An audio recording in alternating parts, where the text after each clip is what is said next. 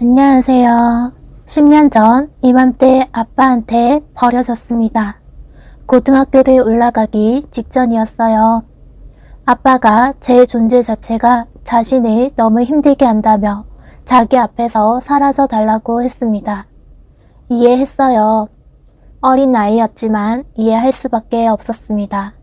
아빠가 정말 서럽게 울면서 말씀하신 거니깐요.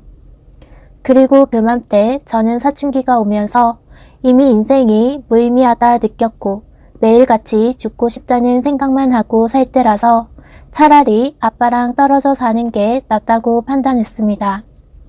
그래서 이모 집에서 군식구로 눈칫밥 먹으면서 컸어요. 고등학교 입학하자마자 알바 시작했고 야금야금 모아서 그 돈으로 대학도 들어갔습니다. 그때의 얘기를 하자면 아마 하루 종일 글을 써야 할 것 같아서 패스할게요. 아무튼 왜 아빠가 저를 싫어했냐 묻는다면 제가 엄마를 죽이고 태어난 아이기 때문일 거예요. 엄마는 원래 몸이 약하셔서 임신이 힘들다고 병원에서 글을 썼대요. 근데 저를 임신했고 아빠는 아이를 지우기 바랬었다네요. 엄마는 아이를 낳겠다고 했고 결국 제 얼굴 한번 보지 못한 채 돌아가신 거래요. 당연히 외가 쪽에선 이런 저를 싫어했겠죠. 자기 딸을 죽이고 태어난 손녀가 반가울 일 없을 테니깐요. 그래서 전 태어나자마자 친할머니 손에서 자랐습니다. 하지만 제 기억에 할머니는 다정했던 적이 없었어요. 할아버지는 술만 마시면 저한테 저 때문에 아빠가 재혼을 못하는 거라고 무서운 년이라고 손가락질 하셨고요. 아빠는 제가 중학교 올라갈 때까지는 집에 잘 안 계셨던 것 같아요. 저를 보는 것 자체를 싫어하셨으니깐요. 한 번은 할머니가 그러더라고요. 저보고 엄마를 끔찍하고 무서울 정도로 빼 닮았다고. 그래서 아빠가 마음을 잡지 못하고 아직도 엄마를 잊지 못하는 거라고 하셨어요. 얼굴도 모르는 엄마가 너무 보고 싶더라고요. 그 집에 살면서 한 번도 마음 편하게 잤던 적 없었어요. 잠뿐만 아니라 그냥 마음 편하게 행동하고 있어 본 적 자체가 없었죠. 그러다가 중학교 때 학교에서 심리검사 같은 걸 했었는데 거기서 제가 자살 고위험군으로 나왔고 학교 내에서 상담을 받기 시작했어요. 저는 선생님을 믿고 제 마음과 지금 가정 상황을 말씀드린 건데 선생님이 아빠한테 전화해서 제가 자살 고위험군이니 집에서 신경 써달라고 전화로 다 얘기하셨더라고요. 그때 선생님과 크게 싸우고 반에서도 겉들고 학교 가기 싫다고 방에 박혀있는 저를 보더니 아빠가 제발 자기 눈앞에서 사라져 달라고 울더라고요. 저도 사라지고 싶었어요. 제 자리는 아무 데도 없으니까 저도 정말 죽고 싶었다고요. 나도 내가 왜 태어났는지 모르겠다고 낳지 말지 그랬냐고 아빠한테 악쓰다가 할머니한테 뺨 맞았던 것도 생생하게 기억나요. 그날 할아버지도 할머니도 아빠도 다 같이 울다가 이모가 데리러 와서 그날부터 이모랑 살게 된 거죠. 이모도 당연히 절 안 좋아하셨어요. 자기 언니를 죽이고 태어난 조카가 예쁠 일 없잖아요. 그래도 구박은 안 하셨던 것 같아요. 그렇게 그 집에서 고등학교 졸업하자마자 나왔습니다. 학교 기숙사에 살면서 학교 측의 사정을 말하고 근로장학생으로 일하면서 모자란 학비와 용돈도 스스로 벌었고요. 지금 생각해보면 그때 4년이 제 인생에서 가장 치열하게 살았던 것 같아요. 당연하게도 제가 대학에 입학하면서 어떤 가족과도 연락이 닿지 않았어요. 제가 연락하고 싶지도 않았지만 저한테 연락 오는 가족들도 없었고요. 섭섭하고 원망스러운 마음이 없었다면 거짓말이겠죠. 하지만 어쩌겠어요. 대학교 졸업하고 교수님 추천으로 대기업에 입사를 했고 거기서 만난 남자와 2년 연애 후에 결혼했습니다. 처음에 그 집에서 반대가 심했지만 이제는 저를 정말 딸처럼 생각해 주시고 제 말이라면 하늘의 별도 따다 주실 것처럼 해주세요. 남편 역시 저를 항상 위해주고 요즘은 내 인생에도 이렇게 행복한 날이 오긴 하는구나. 과거에 죽지 않아서 정말 다행이다 하며 살고 있어요. 물론 결혼식을 할 때 참 일이 많았습니다. 저는 아무래도 부모님이 없다 보니 결혼식 때문에 헤어질까 생각도 했었거든요. 아빠한테 연락해볼까?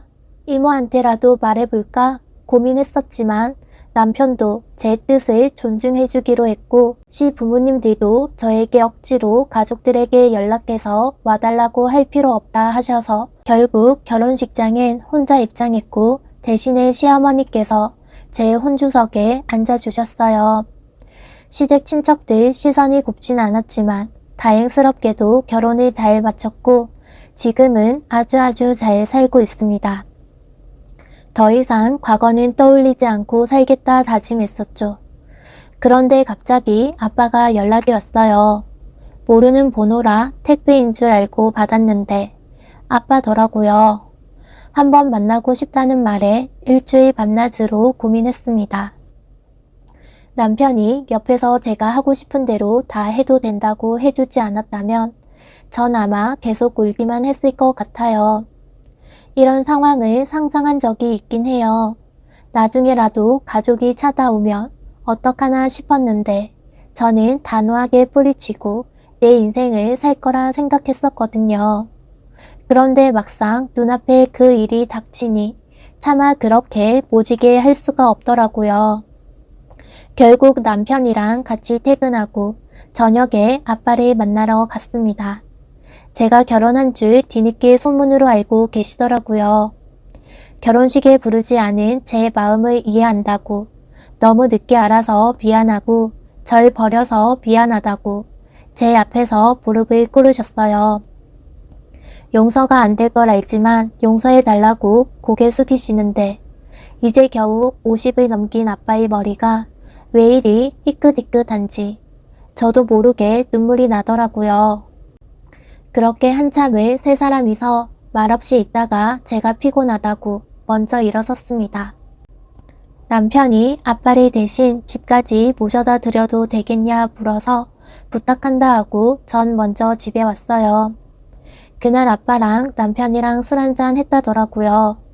아빠가 고맙다면서 계속 울기만 하셨다고 제 눈치를 보며 얘기하길래 내가 아빠를 용서했으면 좋겠어? 하니까 그건 자기가 말해줄 수 있는 부분이 아니라고 온전히 제 마음을 존중하겠다고 하더라고요. 다만 후회하는 선택을 하진 않았으면 한다고 그거면 된다고 안아주는데 고마워서 또 울었네요. 내가 부모 복은 없어도 남편 복은 있구나 싶더라고요. 그리고 아빠한테 제가 먼저 전화했습니다. 이제 와서 찾아온 이유가 뭐냐 물으니 저를 그렇게 보내고 하루도 편하게 잡은 적이 없대요. 죄 없는 저한테 화풀이를 하고 돌아서면 마음이 편할 줄 알았는데 그게 아니었대요. 할머니가 그날 저를 때리시고 제가 간 뒤에 쓰러지셨고 결국 제가 고등학교 1학년 끝나기 전에 돌아가셨다 하시더라고요. 이모를 통해서 얘기를 듣긴 했지만 제가 가지 않겠다 했었어요. 할머니가 마지막에 저한테 너무 미안하다고 말하고 가셨다 하더라고요. 할아버지도 할머니 그렇게 가고 저한테 미안해서 차마 연락은 못하는데 이번 기회에 할아버지도 저를 굉장히 만나고 싶어 하신대요. 버릴 땐 언제고 이제 와서 이게 뭐냐고 화냈습니다. 왜 이제 와서 이렇게 또 나를 힘들게 하는 거냐 했더니 용서가 힘들다는 거 알지만 그래도 한 번만 용서해 줄 수 없겠냐. 앞으로 그동안 저와 그리고 먼저 간 엄마에게 용서 구할 시간을 달라고 하더라고요.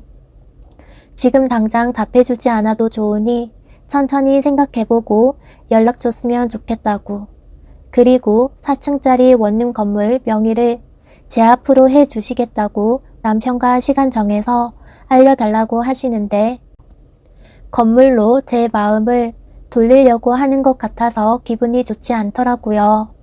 물론 아빠는 용서 안 해준다 해도 건물은 원래 저한테 주려고 했었다고 부담 가지지 않았으면 한다는데 이걸 받아야 할지 모르겠어요. 남편에게만 먼저 말했더니 제 기분이 찜찜하다면 받지 않아도 된다고 건물 없어도 우리 잘 살 수 있지 않냐고 웃더라고요. 사실 남편한테 말하면 혹시 남편이 당장 받자고 그리고 아빠를 용서하라고 말하면 어쩌지 살짝 걱정을 했었는데 제 자신이 바보 같더라고요. 아직 결정을 못하고 있어요. 건물이 문제가 아니라 아빠를 용서해야 할지 그걸 잘 모르겠습니다. 그리고 마음으론 그냥 안 보고 살았으면 좋겠어요 라고 매몰차게 거절하고 싶은데 또 막상 그러면 제가 후회할 것 같아요. 사실 저도 아빠가 보고 싶은 마음이 아주 없진 않았거든요. 가끔씩 문득문득 떠오를 때가 있더라고요. 제 또래 여자가 아빠랑 다정하게 걸어가거나 친구들이 아빠 나 데리러 와줘 하며 전화를 할 때 왜 안 보고 싶겠어요. 비록 저한테 아빠 노릇을 해준 적은 없어도 그냥 아빠라는 그 이름만으로도 그립긴 하더라고요.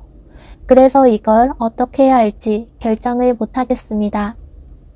아빠를 용서하지 않는다 해도 저한테 손가락질 할 사람은 없겠지만 제가 어떻게 하면 좋을까요?